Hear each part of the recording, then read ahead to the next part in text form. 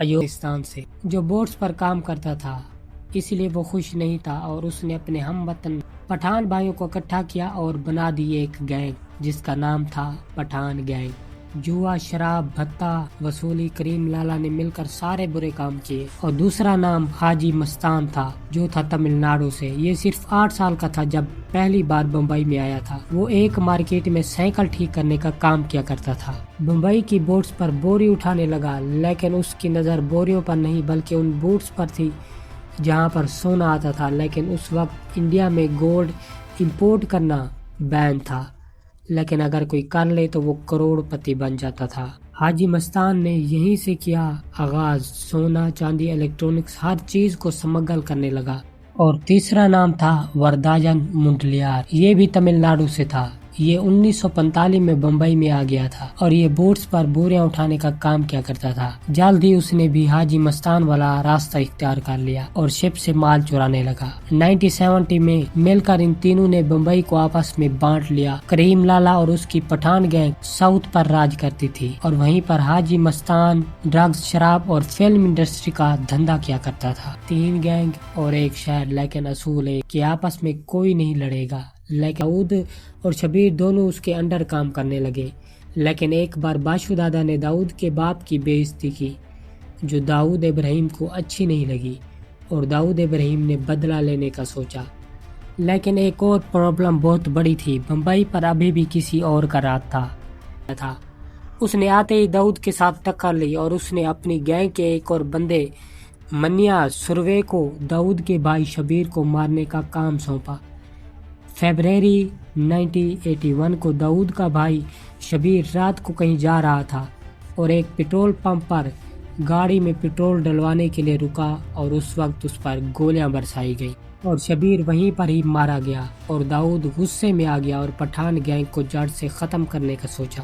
داؤد ابراہیم ایک بات قابل تعریف تھی کہ وہ بہت جلد ہی اپنے دوست بنا لیتا تھا اور اس نے پولیس میں بہت سارے دوست بنا لیے تھے اور پولیس کی مدد سے پٹھان گینگ کو ختم کرنے کا کام شروع کر دیا۔ اور اس وقت پولیس پٹھان گینگ کے آدمیوں کو مارنا شروع کر دی اور سال 1982 میں منیا سروے پولیس انکاؤنٹر میں مارا گیا۔ منیا سروے نے داؤد کے بھائی شبیر کا قتل کیا تھا، لیکن داؤد کو ابھی بھی سکون نہیں ملا۔ وہ اپنے بڑے بھائی کا بدلہ کریم لالہ کے بڑے بھائی کو مار کر لینا چاہتا تھا۔ 1984 میں داؤد نے 3 دوستوں کے ساتھ مل کر صمد خان پر حملہ کیا اور صمد خان کو 19 گولیاں مار کر قتل کر دیا۔ اور 1986 میں داؤد نے وہ کچھ کیا جس کا وہ انتظار کر رہا تھا، اس نے کریم لالہ کے بھائی عبدالرحیم کو قتل کروا دیا۔ اور اسی سال داؤد نے ممبئی کی ایک لڑکی مہجبین سے شادی کر لی اور داؤد کی زندگی کسی راک سٹار سے کم نہیں تھی۔ اس کا نام ہر جگہ چلتا تھا، چاہے وہ کرکٹ ہو یا بالی ووڈ، اس کے کنیکشن ہر جگہ تھے۔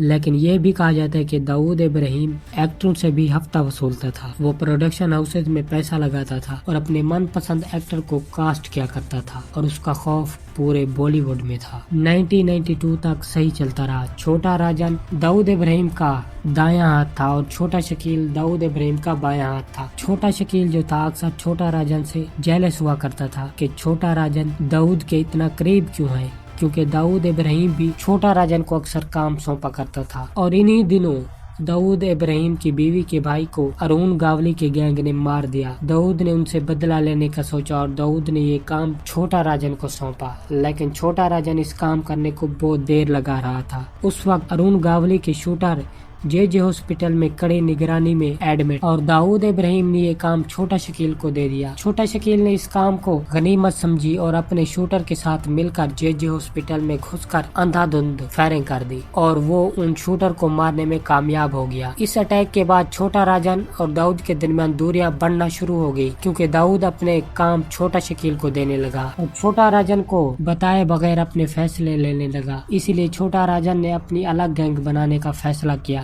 اور دھیرے دھیرے داؤد کی گینگ سے چھٹکارا پانے لگا اور پولیس بھی داؤد سے تنگ آ چکی تھی اور اس کی گینگ سمیت داؤد ابراہیم کو پکڑنا چاہتی تھی۔ لیکن داؤد ابراہیم اپنی گینگ سمیت دبئی بھاگ گیا اور وہیں سے بیٹھ کر سارا نیٹ ورک کنٹرول کرنے لگا۔ 6 دسمبر 1992 کو ایودھیا میں بابری مسجد گرائی گئی۔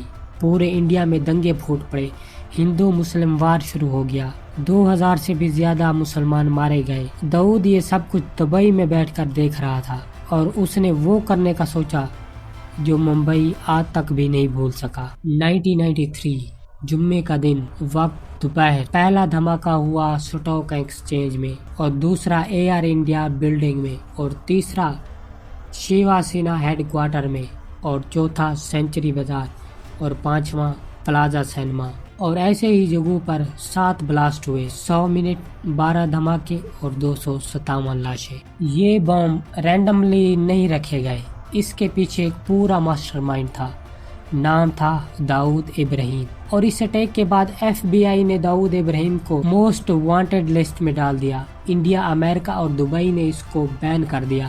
داؤد ابراہیم پر 25 ملین کا انعام رکھا گیا، اس لیے داؤد ابراہیم دبئی میں بھی سیف نہیں رہا، اس لیے دبئی نے پریشر میں آتے ہی داؤد ابراہیم کو وہاں سے نکال دیا۔ داؤد ابراہیم کا قریبی ساتھی چھوٹا راجن، اس کو جب یہ بلاسٹ کا پتہ چلا تو وہ غصے میں آ گیا اور وہ داؤد کو مارنا چاہتا تھا، اور کیونکہ چھوٹا راجن ہندو تھا اور کئی بار داؤد کو مارنا چاہا لیکن وہ ناکام رہا۔ پولیس اسے بھی پکڑنا چاہتی تھی لیکن 27 سال تک چھوٹا راجن بھاگتا رہا، اور 2015 میں وہ بالی میں پکڑا گیا، اور ابھی تک وہ تہاڑ جیل کے سیل نمبر 2 میں ہے، اور داؤد ابراہیم کا آج تک پتہ نہیں چلا کہ وہ گیا کدھر۔ کچھ لوگوں کا ماننا ہے کہ وہ پاکستان میں ہے لیکن پاکستان نے اس کا انکار کیا۔ 3 ڈاؤن، ہزاروں لاشیں اور ایک ہی شہر جس کا نام تھا